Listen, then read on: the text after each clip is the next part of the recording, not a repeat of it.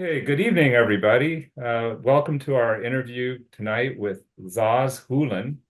He is the candidate for Hawaii County District 7. Is that correct? Yes, All that's right, thank correct. you. Conducting our interviews tonight are Tanya Yamanaka and Mikel Ukuchi. First, I'd like to pass along a little information about what HULI PAC is, and then we'll get started with our interviews.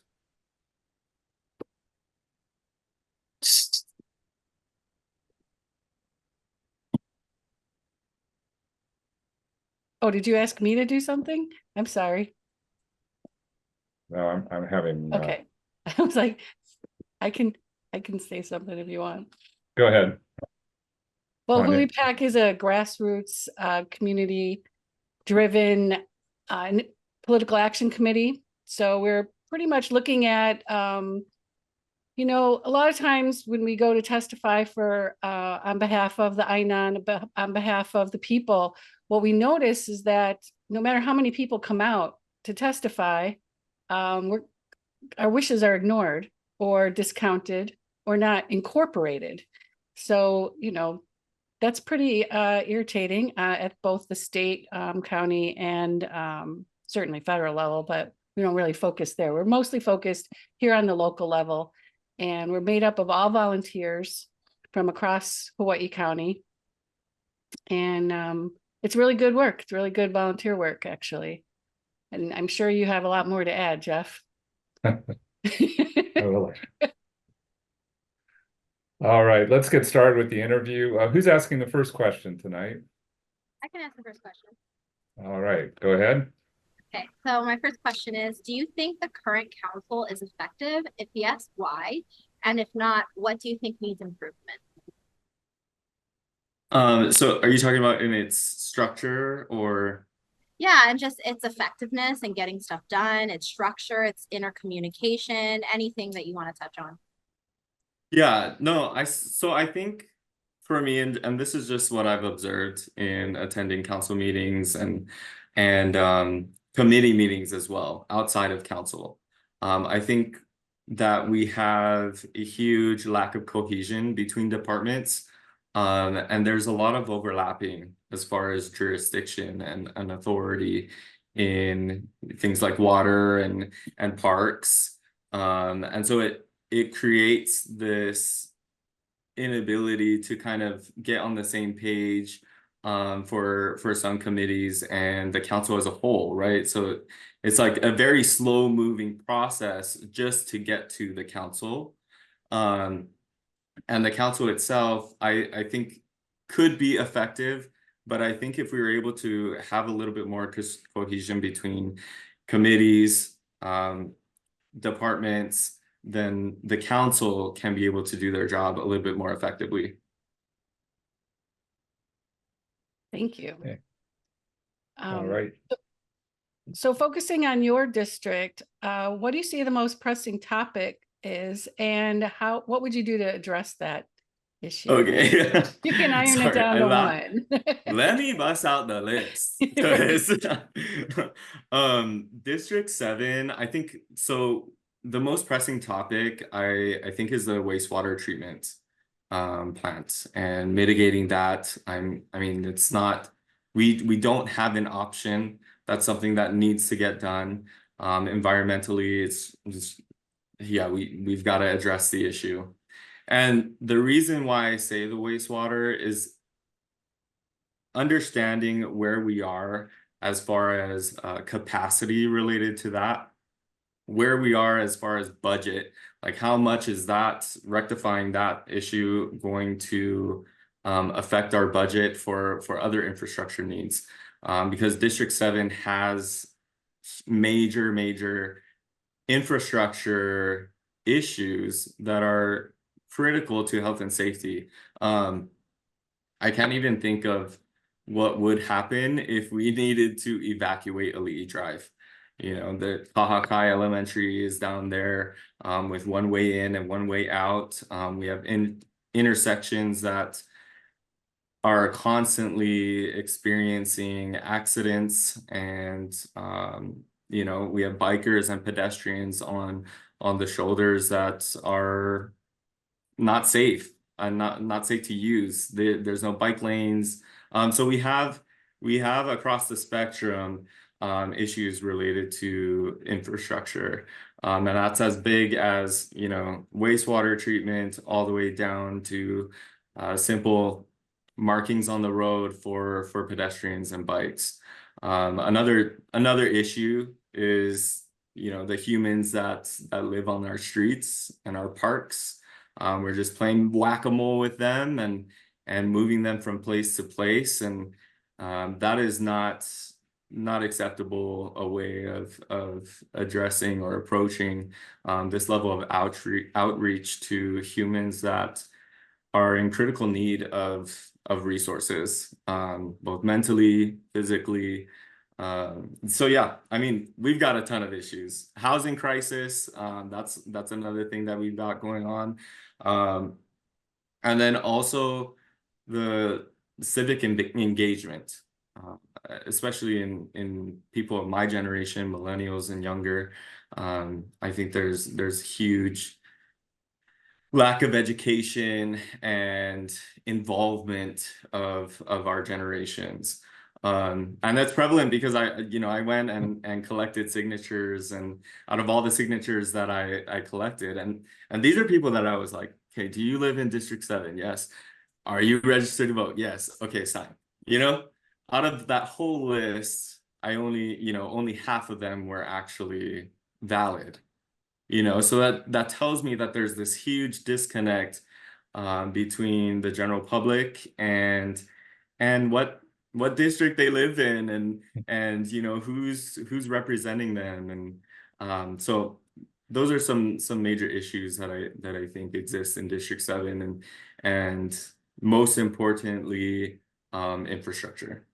Yeah.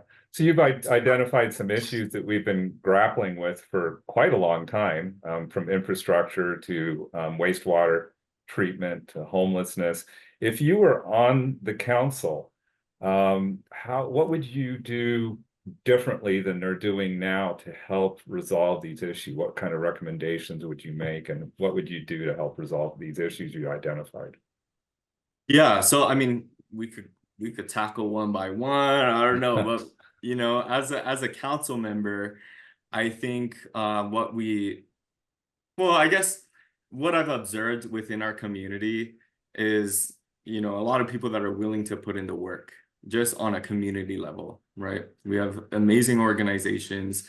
We have people that are willing to offer their mana'o, and as a council member, we've got to listen. We've got to involve the people and collaborate. And I think, you know, as an indigenous space, as a place that has a host culture, we are so, you know, we identify so much with the United States, and I think that's okay. That's, you know, that's our current situation. But we are a part of Pacific. We are a part of Moana Nui o Akea, and we can turn to our brothers and sisters in the Pacific to look for solutions and the way that they're addressing these problems and issues, because they are island nations, just like we are. And so that, you know, our problems, they're not unique to just us. And so we can branch out and be innovative in the way that we approach these issues. And something, you know, as someone who is Kanaka Iwi and Maori, have ancestry of Aotearoa, I consider myself very indigenous, and I move through life in an indigenous way, appreciating the Western sciences, but observing that there's a huge lack of integration between Western science and indigenous sciences on a political level. And that keeps us from approaching public policy in a holistic way. And that's part of the reason why I'm running.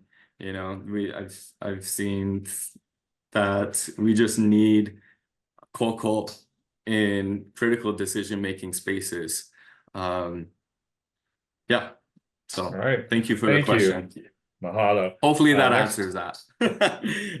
Next question. Touched on moving through life in an indigenous way, and I'm Native Hawaiian, so I also move through life in an indigenous way. But I also know, you know, the Native Hawaiian population, the Kanaka Maoli population, is disproportionately affected by our housing crisis. So, what are some of your solutions for affordable housing on Hawai'i Island? So affordable housing is a very interesting topic because I feel like it's a term that's very loosely used. I think it's used in marketing for developers, and I know that our county has laid out this chart, you know, with relative to AMIs, and you really got to be in the real estate industry to sort of even comprehend that. But I think it needs to be clearly defined what affordable means first, before we can even approach development of or the creation of affordable housing. You know, for me and my, you know, professional background and experience, affordable housing, you know, it's I mean, we've got in 96740, I think it's according to ZipRecruiter, it's the average income is about 40K. You know, if you're a household income is about 90K or so. So if you're looking at your monthly housing payment at 30% of what you make, that's $2,250. That is absolutely unheard of, especially in District 7. And it's disproportionately, like you said, affecting Native Hawaiians.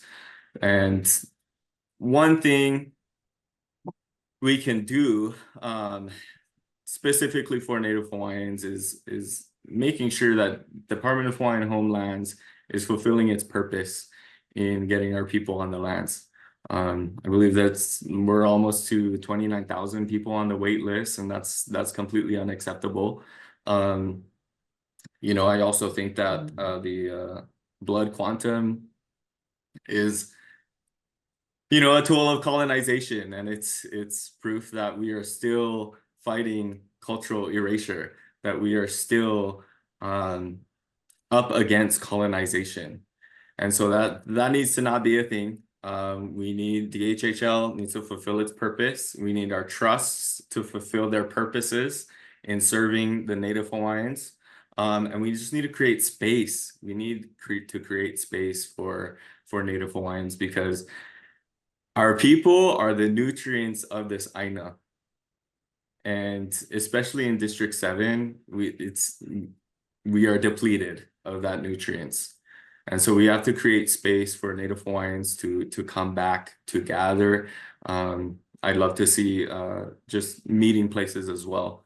But, you know, the first things that would need to happen is, you know, to address affordable housing is identifying and specifically defining what that means, so that we can collaborate with developers who have those, you know, affordable housing credits. We need to enforce them, work with them, and really establish expectations. Okay, because $800,000 for a home is not affordable for anyone. Okay, if anything, we could go for FHA loan limits. You know, that's a program that's directed towards low income earners. And that loan limit is $520. You know, for a dual household income, that is something that is doable. That may be difficult for many people. But I think maybe that if that's the standard, somewhere in that range, we can at least give people an idea of what to expect when it comes to affordable housing. Thank you. Tanya, next question. Thank you. Yeah, there's so much more we could say about that, but Yeah. I'll move Yeah, on. no, absolutely. I just saw the hand, so I was Yeah. like, okay, I gotta go. No, thank you. Thank you. That's part of the process here, right? We just start to get into the real good stuff, but we do want to cover a lot of topics. You know, houselessness, because you already mentioned this, you know, people who are living on the streets does remain a problem. Your district is, of course, I mean, you have the highest urban density. So do you have solutions that you can suggest or to start tackling this crisis? Sure. Yeah. Like I said, the current process in, you know, reaching out to these individuals that are on the streets is not effective. I don't actually think it's humane at all. And so for me, in my experience in growing up, you know, back in the day, we knew who they were. You know, they were uncles and aunties, and unfortunately, you know, I was related to many of them, so they were like, you know, oh uncle, you know. But that's just kind of the kailua kona that I grew up in. And I work a lot on Uli Drive. I go up and down, and so I still engage with, you know, individuals that are on the streets and the parks, and throw the shaka and say how's things, you know. There's people that I've just given clothes to that was in my car, like gym, you know, gym shoes and everything, and I follow up, and they've worn out the shoes in 2 weeks, you know. So it's just kind of disheartening to me when over time you start to notice the population getting younger. You start to notice the needs increasing, as far as mental health goes, as far as physical health, disabilities go. And you know, they cleared out Hala Hala Vai, and now they're just all along the Ali'i stone wall in front of Coconut Grove. Their carts are on the shoulder where people are walking through, you know. So it's like we've gotta understand that a majority of these people nowadays are not from Hawaii. They are not of Hawaii. And you have to also understand that these are people, most of them, who have chosen that, and you have to kind of come to acceptance of that too. And what I think is completely irresponsible as far as the government is concerned is continuing to allow individuals to come here and intentionally be homeless. I think it creates a dangerous environment for people who are from here, who are of Hawaii, in the sense that now they have to compete for resources to get out of their situations, because people that go homeless, you know, they don't want to stay here, aside from the people that have kind of chosen that. And so we need to, you know, the humanitarian me, the compassionate person in me would love to just have them all come over here, and we just huli and we get them together and house them and give them all the resources that we can. But I don't think that's realistic, and I think it's becoming a, you know, a dangerous situation for our local homeless, because these people are bringing in other, you know, behaviors that are not of Hawaii. And so we have to work with our airlines. You know, I don't know what the solution is exactly, but I know that it can be done. We did pretty crazy things during COVID when it comes to people coming in. And so we need to work with our airlines and see if there are solutions out there to prevent more of our houseless population from growing to a point where we cannot control. Because to me, you know, I've lived other places, I've been to other cities. This is a slippery slope, and it can get dangerous. So we have to be realistic about that. Supposedly, what's going on now is the law enforcement is going into these areas where there are houseless, and they're, of course, they're pulling them out of there, and in some cases offering them plane tickets back or housing. A lot of them don't really want to have that offer. They actually want to be houseless. Some of them do. So how would you improve that program? Do you support that program, or is there something you would do to improve it? I mean, I wouldn't continue to support that program if we're not preventing them from coming in the first place, right? We're just playing ping pong with these humans. And I don't think that's acceptable. I don't think that's humane at all. And so I think I do want to engage more and support the programs that are already, you know, addressing or helping people reunify with their families on the continent. And whoever is left, we need to, get them into the earth, give them a function. We need community gardens for them to go and work and being in nature and getting their hands in the āina. That's going to offer the healing that they need. Whether or not they want the resources that we offer to them, at least they have a function. At least they have a place to go, that they know that they are safe, and they can work there. They can consume the food that they grow. So I think we need to leverage our āina in giving people a sense of place, outside of, just offering housing and sending them back to the continent, or because people just want connection. And so I think connection to earth, connection to community, connection to themselves. Mahalo. Next question. Yeah, so my next question involves Mauna Kea and TMT. So the TMT project continues to divide Hawaii's residents, Kanaka Maoli, and also non-Hawaiians as well. Are you familiar with the current events surrounding Mauna Kea, and where do you stand on this particular issue? Yes, I've been following for a while now. I graduated in 2013 from Kealakekee. And as a youth, we kind of heard about it. It wasn't, there wasn't so much information out there. But as I continued to grow, and in 2019, when things came, real, I was up at the Mauna. And so this question is really simple for me. It's in ʻAʻole. I think our Hawaiian people have an incredibly abusive history with the United States of America. And I say abusive because there's been violation after violation, right, of our rights, of our stance, and the lack of consent and doing it anyway. That's happens over and over and over. And TNT, I just echo the words of the kupuna kia'i, that it will not be built on Mauna Kea. And personally, if I needed to go up there and defend again, I would. I don't think, like you kind of mentioned the division that it's caused amongst the Hawaiian residents. I don't think anything that causes that type of division amongst our residents is worth our time and effort. So that's my answer.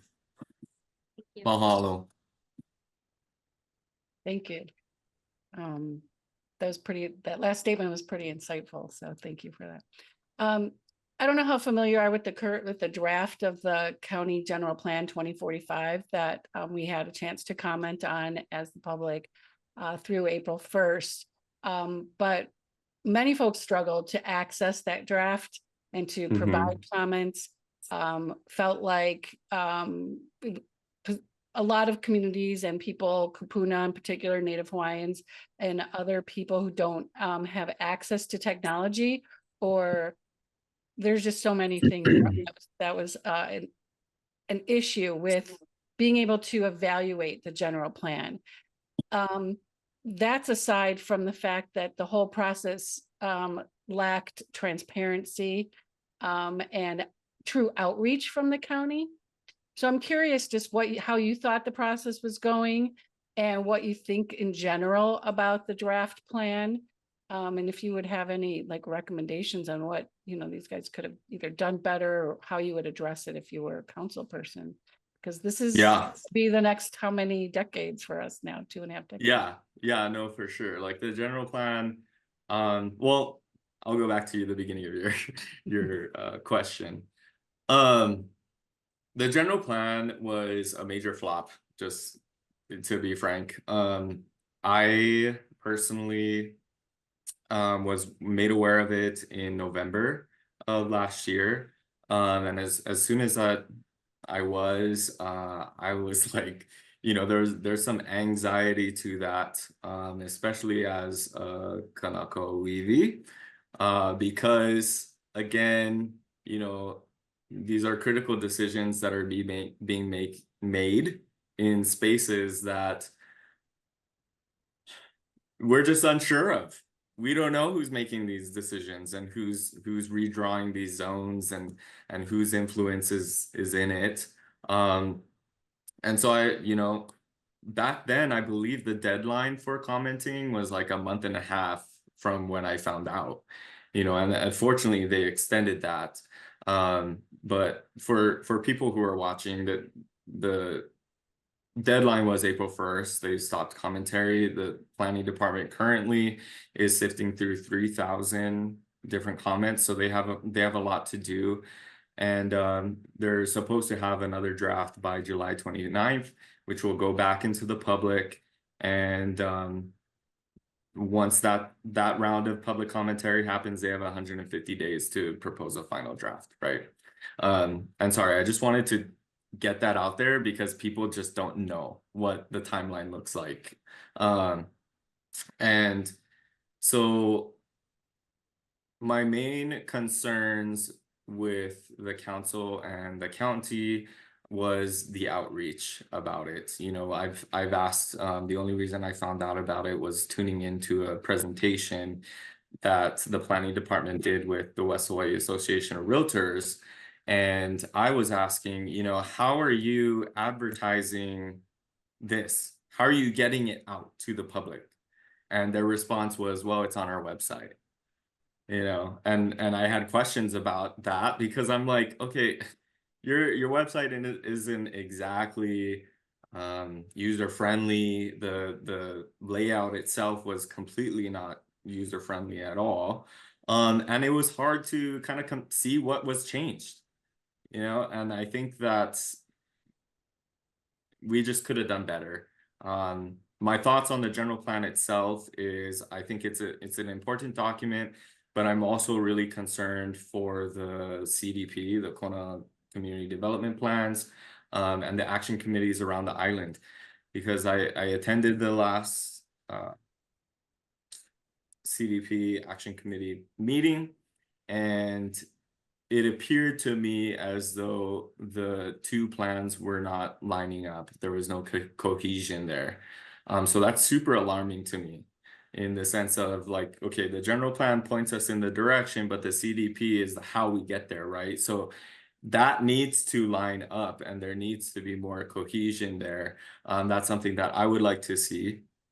And as far as outreach to the community, I would have been out there, you know, like I was, you know, on social media, telling people and educating the public on how to access it. And that would have been months in the making, right? From November from when I found out to April, and before that, we could have had public interaction. We could have been out there in the streets, and at events, farmers markets, fairs, what have you, just getting people aware. And I think that's where the county is majorly lacking in education. But I understand it's a big job, and I appreciate everyone's work that they've done so far on the general plan. We just need to get our community in. Thank you. Michaela, next question. My next question has to do with our economy. How do you see our economy moving away from an over-reliance on the tourism industry to an alternative one? And what are your ideas on that? Sure. I tend to be more on the optimistic side of things when it comes to our economy because I'm a haumana of Halepua. There are initiatives like Mana Up, Kukolu, Ulu Co-op, you know, and these are programs that are doing incredible things in relation to pulling us out of a reliance on tourism. And for me, I think we just need to support our small businesses and our farmers, both future and current.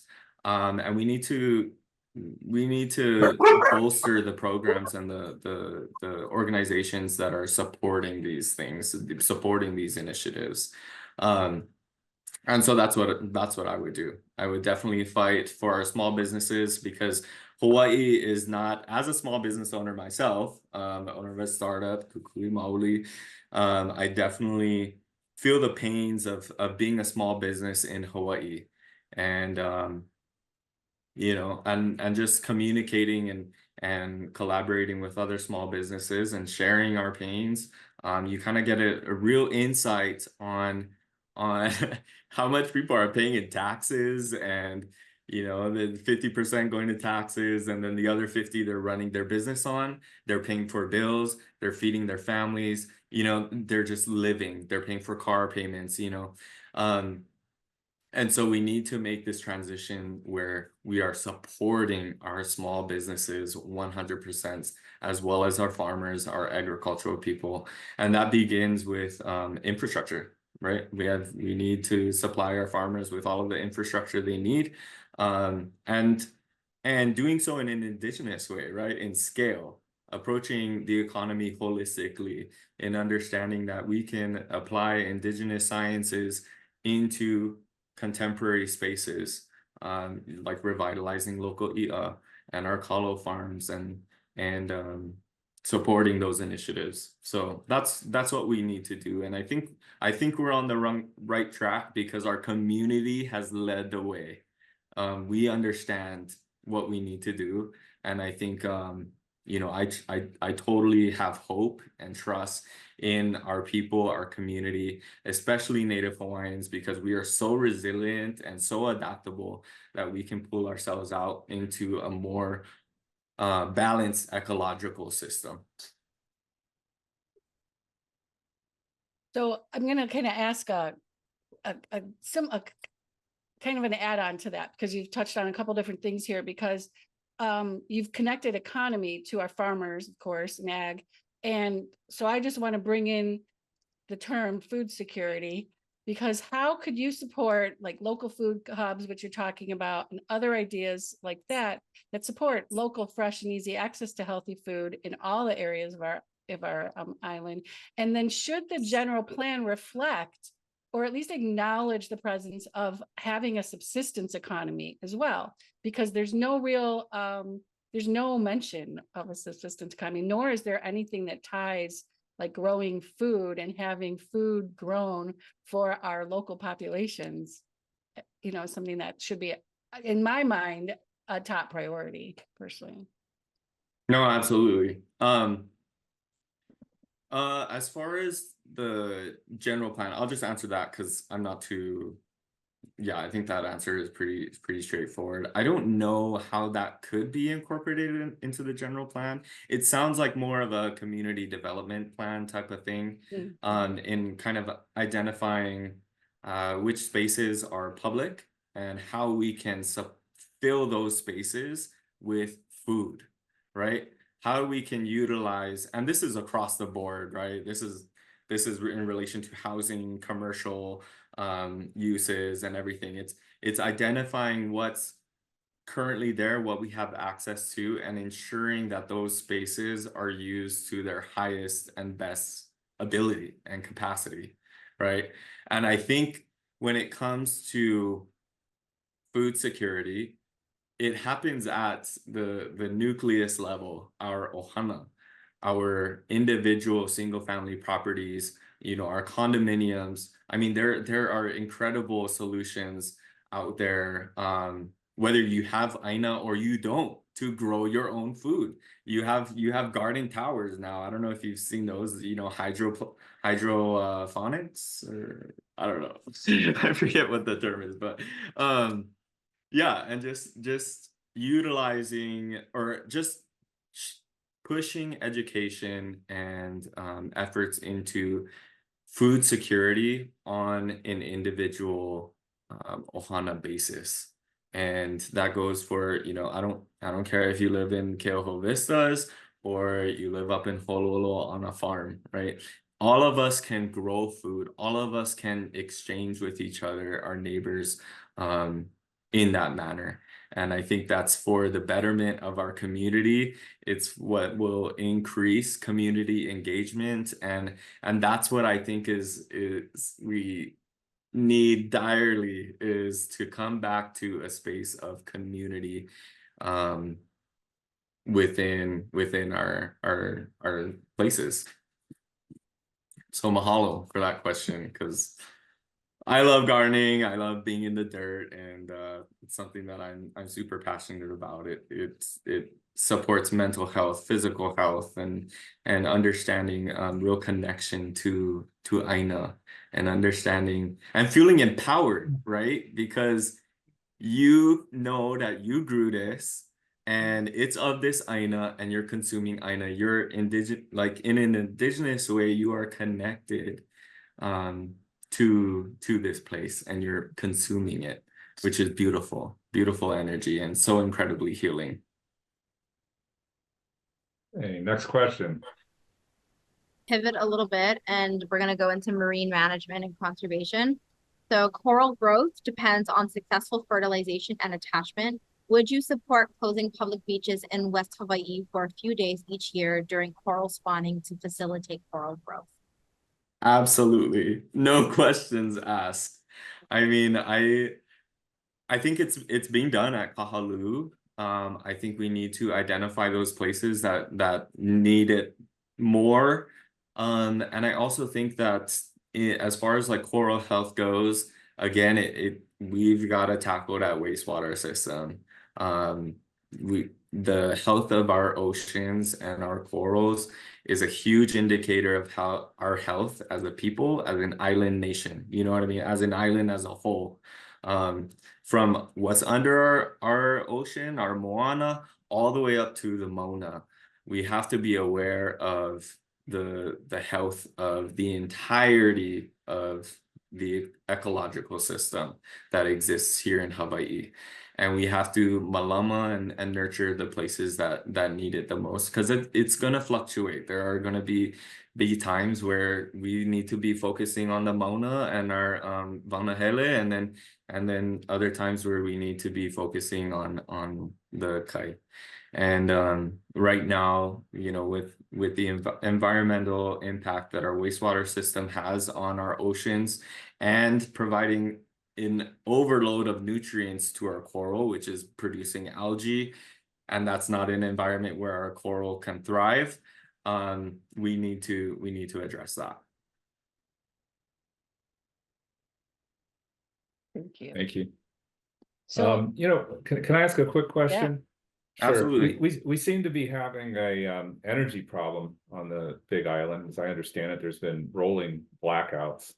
Do you have any ideas on how to increase the energy supply for Hawai'i Island? I think we need to have a good conversation with you know, Hawaiian Electric, just to kind of get an idea of why it's happening, where we are. Obviously, I would love to pivot to a more sustainable, eco-friendly source of energy, but we kind of have to we got to build infrastructure to get there. And so we have to understand where we are. And I think that's kind of across the board. I think that there's a lack of real understanding of where we are now, where we want to be, and what it's going to take to get there, and sequentially creating a plan to get there. So that's something that I probably have to do a little bit more research with Hawaiian Electric to kind of provide a more thorough answer for you. But yeah, mahalo. What do you think would be the best means of increasing production? By what means? Production of Electricity. energy. Yeah. Are you speaking of like solar or wind or okay? Yes. That's something that, and this is a process that I would take with any decision, is turning to experts of subject matter. And by experts, I also include kupuna and cultural advisors, and independent research, and make that decision independently. So I don't know. I think there's already solar going on, there's wind farms going on. And so for me, I need to do a little bit more research, consult with the community, consult with experts, like I would on any decision, and then kind of go from there. Mahalo. Next question. So I'm going to switch gears here. Can you talk about the groups that have endorsed you up until now and who your major contributors are, just so that our listeners and people can get a gauge for the type of money that's funding your campaign? Yeah, no, absolutely. Well, okay, so I just set up my account like 2 weeks ago, and currently there's $422, and that's from friends and family. That's from 4 individuals, and that's that. As far as endorsements go, and obviously, I will be accepting donations. Like, I created these cool designs for posters and banners, and I want to get them out there. But you know what? If I gotta rock with $422, that's what we're gonna do, and we're gonna do it well. But yeah, as far as any official endorsements, I don't have anything yet. I've been invited to interview and meet with a couple of unions and get to know. And I don't know. I feel I'm not so much worried about the endorsement. I just want to listen. I just want to learn and kind of get a feel for people's needs, so that I can be empowered as a candidate, right? With where people are, and that's kind of what's been super interesting since running is, you don't really understand the political landscape and how broad and wide and vast it is until you really step in and start getting involved and being a candidate. So yeah, but what I do know is that I've got an incredible group of kupuna in my corner, and I'm so grateful for them and their support and their guidance and their wisdom. And sorry, I'm just getting emotional. That's because good.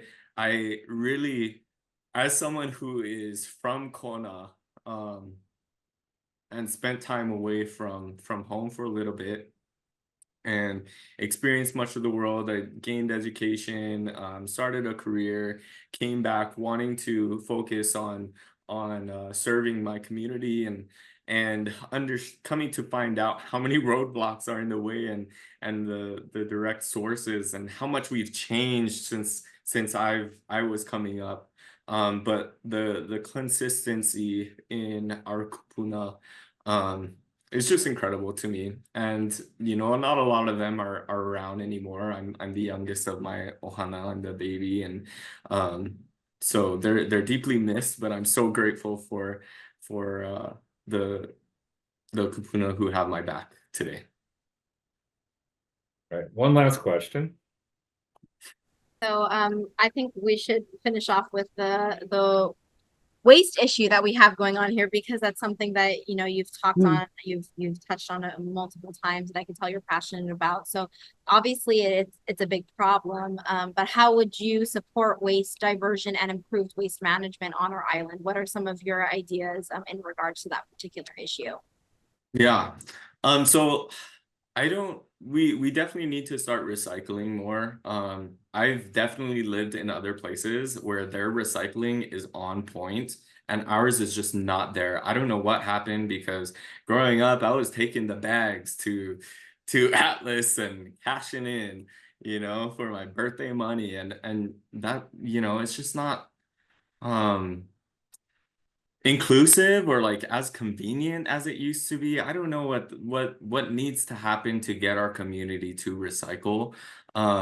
But in other places, in other states, I mean, they have they don't just have trash cans, right? They have recycle, paper, plastic, like glass, you know what I mean? And like, it's so diverse in where people can distribute waste.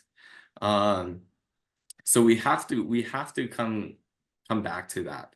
And we have to really come together as a community with it, again, at the nucleus within our ohana, and make commitments to ourselves and to the āina to change our ways, you know, and again, that starts with holding the space as a county for humans, ohana, to do that and make those changes, right? Nobody's going to make their change. Nobody's going to make any changes if there's no infrastructure or programs in place to support those changes. So we really need to get out there and do better about that. As far as our wastewater goes, we really need to look into recycling our water. Because that's a huge holdup when it comes to the development of parks, development of recreational areas. They worry about the water consumption that's going to be used to maintain those areas. And so we need to, instead of drilling down into aquifers, we need to recycle our wastewater for sure. Okay, quick question before we finish up. Would Yes. you support a ban on plastics? I think incrementally. I mean, I don't think that'd be something that I'd be going in, okay, all ban, you know, we're gonna ban all plastics. And why? Because I don't think we have the necessary alternatives in place to make such a quick transition. So yes, I am absolutely for a ban on plastics. I think it's a huge global problem. But I think it's going to be also harder to do because of the deep pockets and the corporations that are involved in politics. So that'd be a huge mountain to climb, but hey, I'm willing to do it. So mahalo for that question. Well, thank you. We are unfortunately out of time. Thank you, Zahz, for joining us this evening. Thank you also, mahalo, Tanya and Mahalo for Makala, having me. for conducting the interviews. One thing that I'm probably sounding like a broken record, but I'd like to encourage everybody to vote and to discuss these issues with their friends and family. If there's an issue you feel passionate about and it's being discussed at council, there's opportunities to go there and provide input and testify. So we're just trying to encourage everybody to get as involved as they feel comfortable doing. At HULI PAC, we're building something that Hawaii has never seen before, a slate of pono leaders. For more information, please log into hulihigh.com. That's HULIHI.com. Thanks very much, and everybody have a great evening. Aloha.